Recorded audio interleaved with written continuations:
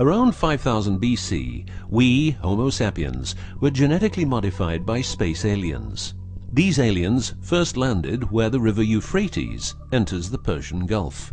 The reason is that in that area a high concentration of what is called monatomic gold is found in the seawater, while nowadays the highest concentration is found on the islands of Hawaii.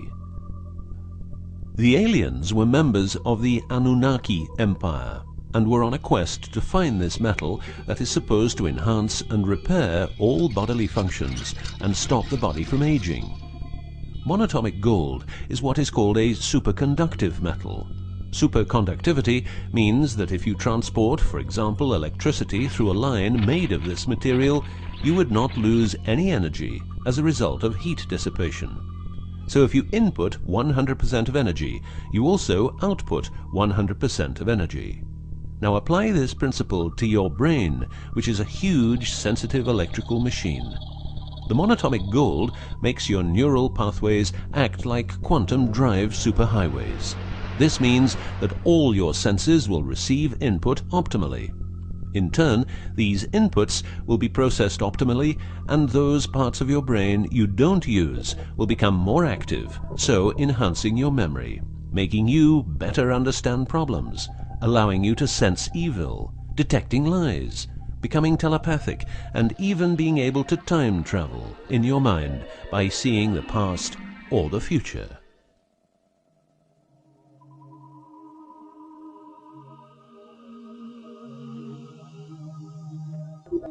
So the Anunnaki, which is the name of the empire which includes races like the Saurian, or as they are called the Reptoids, the Argarians or Nordics because of their human looks, and the Greys from Zeta Reticula, were looking for monatomic gold.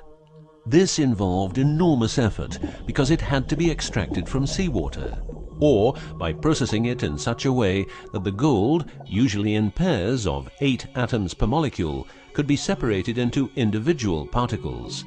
In this fashion, the monatomic elements were separated from the multi-atomic cousins. In a similar way, uranium-235 is produced. For the use as intelligent slaves, the Anunnaki took a man, let's call him Adamski, and took out a part of a rib. This is because the rib is a part of the human body that can be removed without causing too much damage, and because the rib contains bone marrow, it's a perfect source for DNA. The Anunnaki modified the DNA for a better manipulation of the humans and implanted it into a woman, let's call her Mulva. Mulva then had children with Adamski, and their children were, just like Mulva, genetically modified. These humans worked for the Anunnaki, but not a lot of humans knew about the Anunnaki, and then, for some reason, the Anunnaki disappeared. An interesting detail is that the symbol for human DNA resembles the word Yah, which is God, but surely this is a coincidence.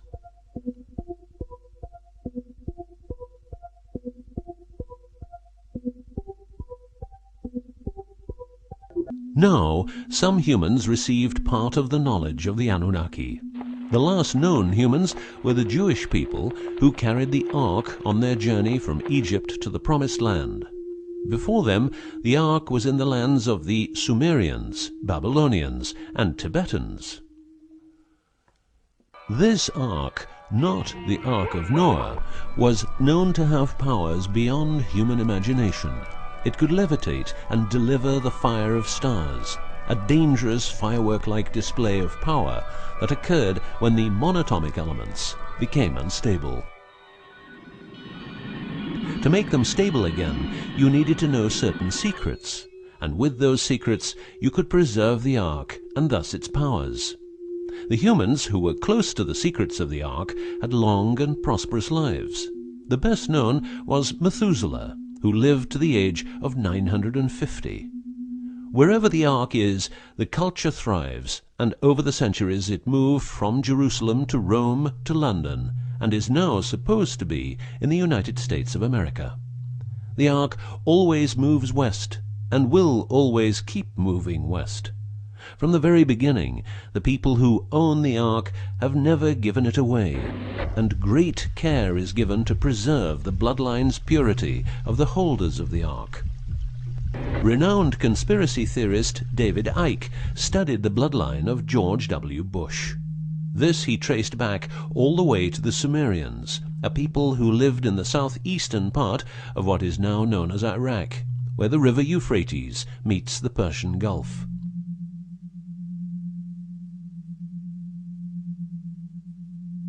The secrets of the elements of the Ark, scientifically known as ORMs, orbitally rearranged monatomic elements, are nowadays hidden by secret societies that have control over society worldwide. The word Orm is the same as the Hebrew word which means the tree of life. Orms consist of 8 metals. These 8 metals are ruthenium, rhodium, palladium, and silver, known as the light platinum group, and osmium, iridium, platinum, and gold, known as the heavy platinum group. Gestation of these metals in monatomic form prolongs life and enhances and repairs bodily functions. By following what is called a wide-spectrum diet, we can provide our bodies with monatomic superconductive elements. In other words, by eating a lot of grapes, carrots, all blue and dark red fruit and vegetables, and also much other fruit, vegetables, and fish.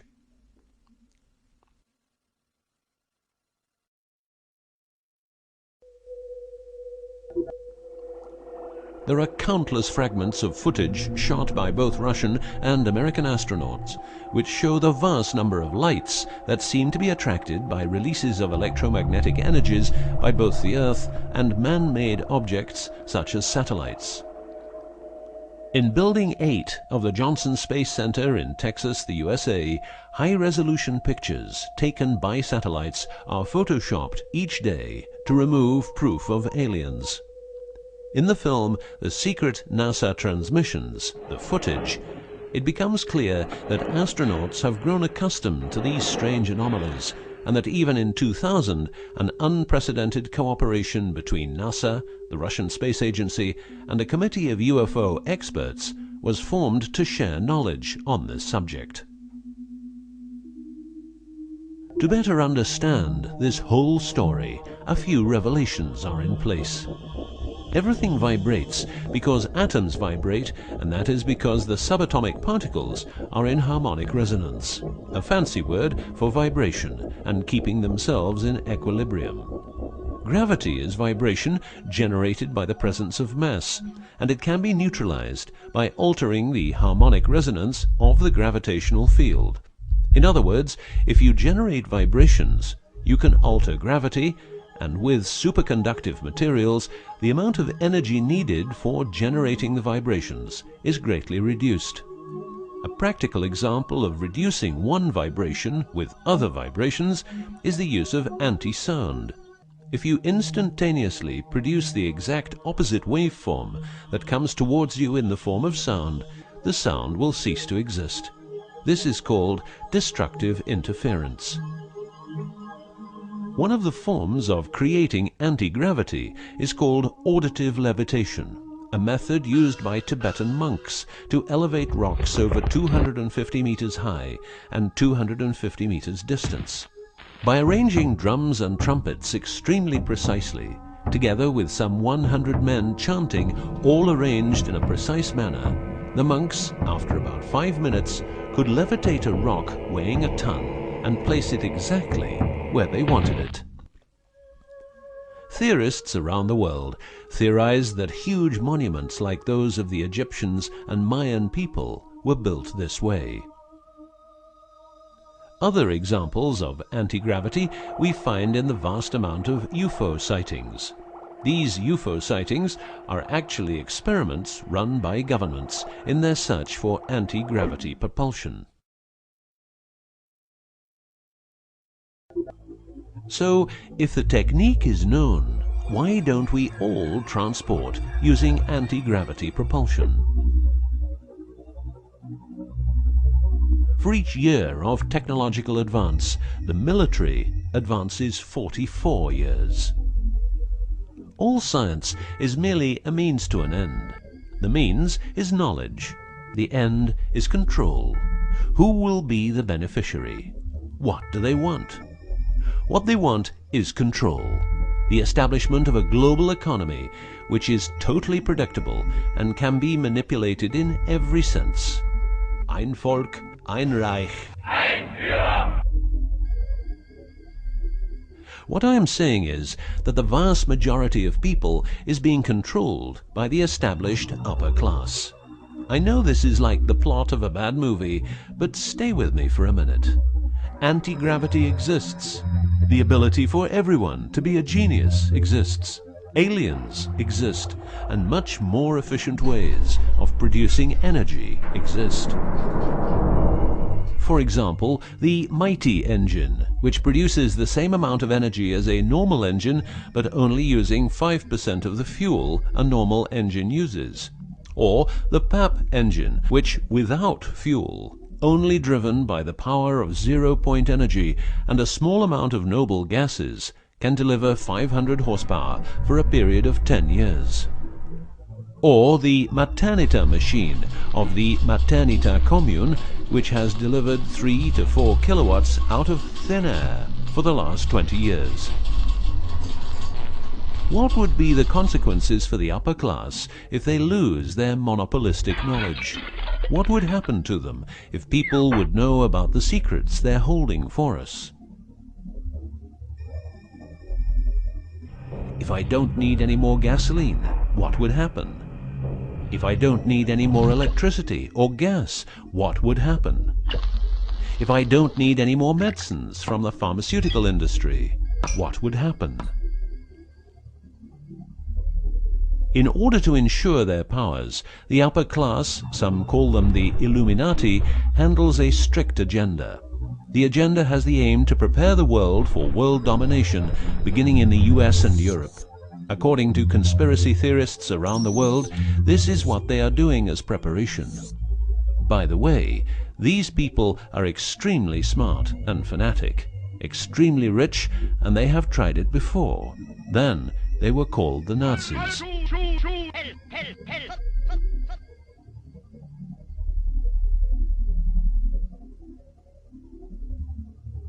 Although what you are going to see and hear sounds very peculiar, remember that a lot of people, for instance, ex-personnel of the US and UK armed forces, have been brutally murdered for making their information public. Let's begin with 9/11, but first a little history. What the Second World War did for the US is that it gave the country such an economic lead that it could easily grow more comfortable in its already powerful role. The industry of war gave everybody jobs, and therefore everybody could start consuming. Marshall aid gave Europe the economic impulse it needed. In other words, war leads to flourishing economies and leaps forward in technology. The process of transformation, even if it brings revolutionary change, is likely to be a long one, aside from some catastrophic catalyzing event like a new Pearl Harbor. These are the words of a neocon think tank whose members count people like Dick Cheney, Wolfowitz, and Donald Rumsfeld. What it says is that America needs a war to transform into its next shape, and 9/11 is our new Pearl Harbor. In the manipulation of people, one of the strongest weapons is to make people believe someone else did it. What I'm trying to say is that the US government is trying to make the people believe Osama did it. But did Osama do it?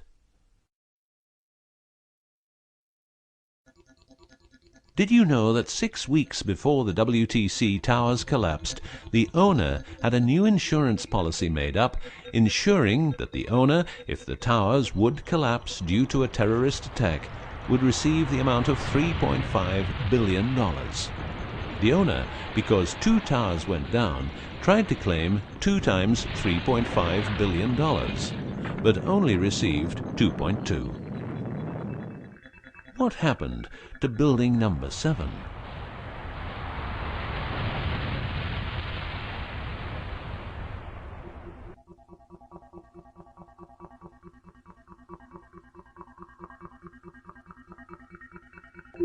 In order to control people who can be a hazard to the bad guys have control of a number of tools. One of these tools is the remotely operated electromagnetic frequency weapon. These use microwave, ELF, extremely low frequencies, and acoustic frequencies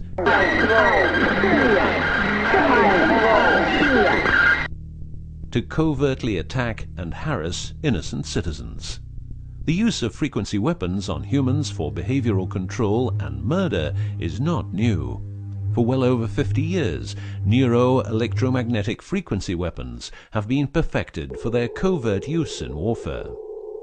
These classified, non-lethal or silent weapons, as they are known in the trade, have also been perfected by experimenting on an innocent and unsuspecting public since their early development. Directing a beam of frequencies to a human can cause a series of effects. A well-known effect is ELFs causing nausea, headaches, wild racing heart without cause, sudden violent itching in different parts of the body. A frequency weapon can look like this, or like this. Its shape depends on how frequencies have to be directed to the target. Did you know that the US Patent and Trademark Office holds a vast amount of patents for machines which can be used in direct or subliminal mind control systems?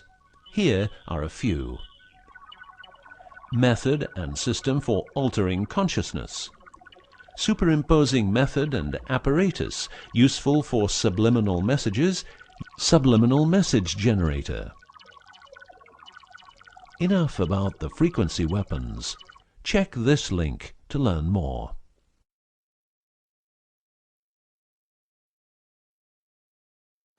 You will realize that to control people, you have to know what they are communicating. So in the 1950s, the UK and USA decided to set up the world's biggest espionage network to make sure all communications between Russians and spies or allies were monitored. This system has continuously been updated since the day it became operational. The system's name is Echelon and consists of a vast network of listening posts, extremely advanced computers, an enormous number of people, dishes, and taps.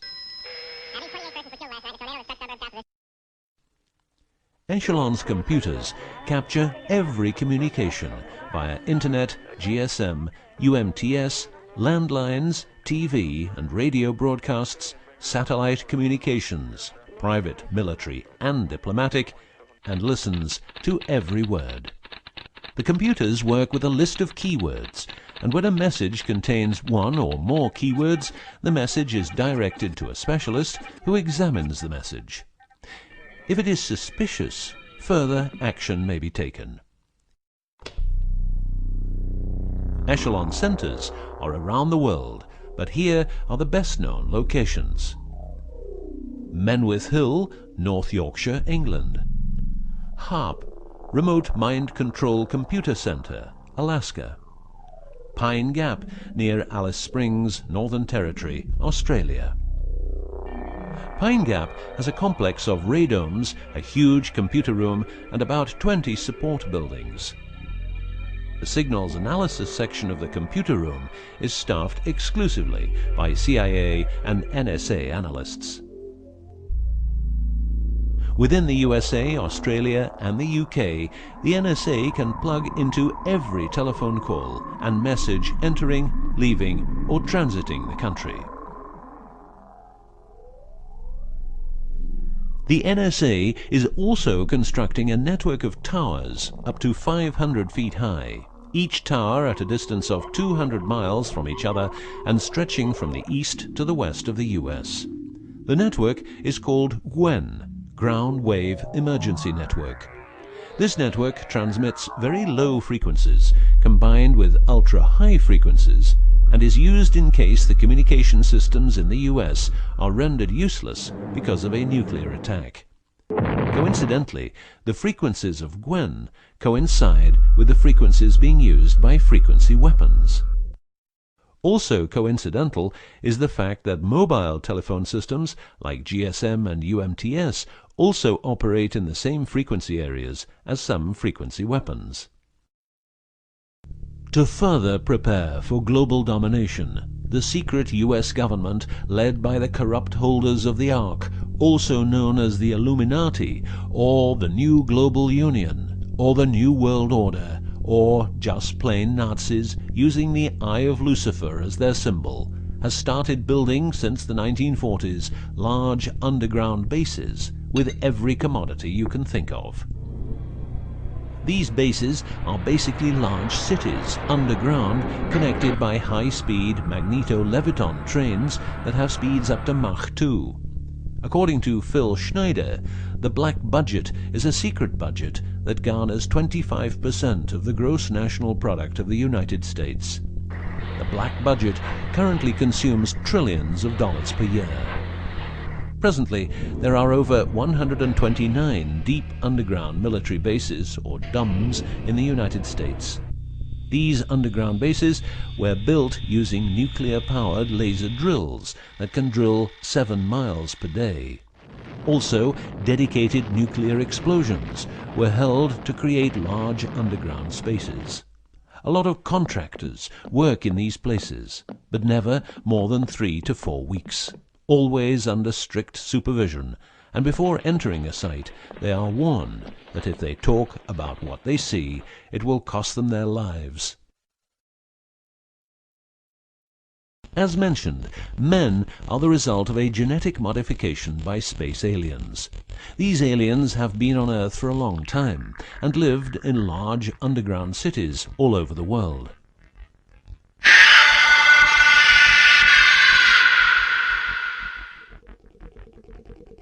Collaboration with modern governments began as early as 1933 with the Bavarian Illuminati and Thule secret societies, and this collaboration was brought into America via the CIA, which was established with the help of American Nazi agents as well as European Nazis who were brought into America through Project Paperclip and other operations. It was agreed that the aliens and the upper-class secret government would help each other, as agreed in the 1954 Greada Treaty.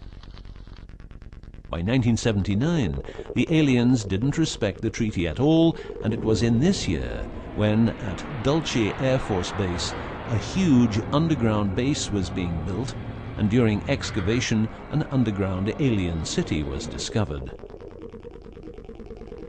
There are several species of aliens working with the U.S. at the Underground 7 level facility at the Alien U.S. Government Biogenetic Research Base in Dulce, New Mexico. The reason they help the U.S. government is because the aliens need space here on Earth for conducting experiments on humans and storing humans in suspended states for reasons unknown. In exchange, the aliens give the U.S. government technology. Examples of these technologies are stealth aircraft, anti-gravity propulsion, genetic research, quantum technologies, computer technology, biological warfare, medicine, GSM, etc. The greatest weapon the devil has is the disbelief people have in him. The devil represents evil, and those who want to dominate are the evil ones because they keep their knowledge from saving lives and improving the world. Instead, the evil ones will make the people more docile and stupid, using more tricks in order to achieve their goal, which is world and universal domination. The story of the aliens seems so unreal that, like the devil, it is subject to ignorance and ridicule, and that is its greatest weapon. In the past and present, the evil ones have tried a number of methods and products to manipulate people. AIDS, invented by a laboratory in Chicago, Illinois in 1972. It was a biological weapon to be used against the people of the United States. Second, the U.S. government has a Tesla device to generate earthquakes. NASA only landed on the moon once. Almost 90% of drugs trafficking is organized by the biggest secret services in the world, like CIA, NSA, MI5, MI6, and so on. Since the US is in Afghanistan, poppy production has reached an all-time high, and never has there been so much heroin on the market. People who don't need drugs needn't worry. Their needs are covered by the pharmaceutical industry. The global warming story is a hoax.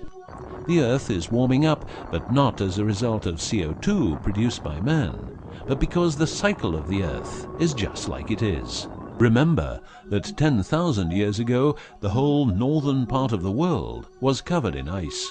It's what we call an ice age. The Ark, in its recent form, started its journey in the deserts of Egypt and was carried to the Holy Land by the Jewish people. In Jerusalem, the Ark started its journey around the world heading west.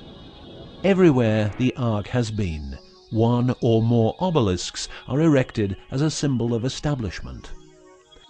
In the future, the Ark will travel to China, Russia, Iran, until it reaches Jerusalem again, which means the whole world will be under the influence of Lucifer's eye.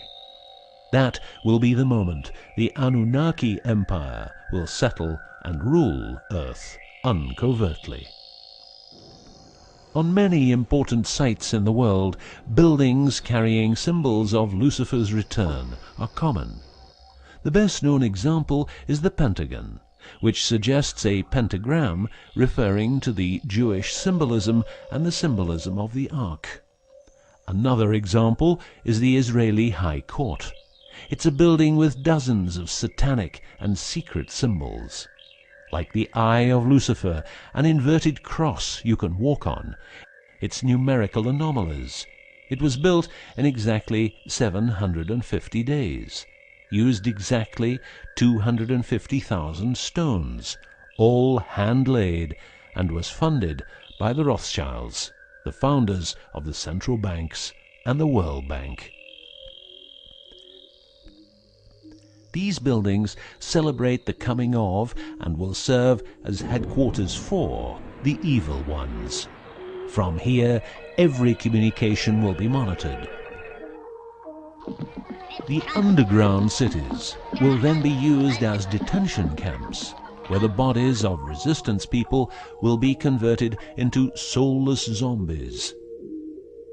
The army of the NWO and its intelligence agencies will be able to track and trace everybody on Earth and influence their opinions or simply dispose of them. Socially, everybody will be watched by their neighbors and friends and mobbed if they have different opinions. The rich, richer and smarter, the poor, poorer and dumber, will support the pyramid with Lucifer's eye on top, as it has always been. This will be the future, and the future is now.